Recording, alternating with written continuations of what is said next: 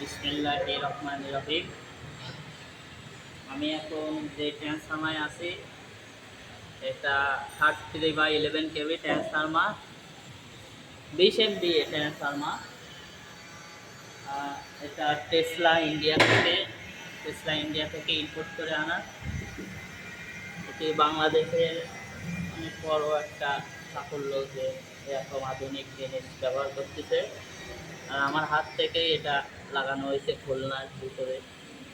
তারপরে আজকে আমরা আসছি এখানে যে ট্যাপ চেঞ্জার বুশিং আছে, এখান থেকে তেল লিকেজ করতেছে, সেই জন্য আমরা কাজ করতে আসছি।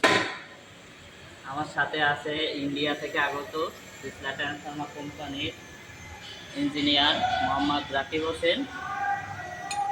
এখন আমরা আসছি এখানে বুশিং সব ঠিক আছে, কিন্তু একটু লিকেজ করতেছে তেল। এখন কিছু করার নাই, ফরেনার আসছে যেহেতু আমরা এখন দেখি কী করা যায়। ট্রান্সফরমারটা না চালু করলে খুলনার মানুষ বিদ্যুৎ পাবে।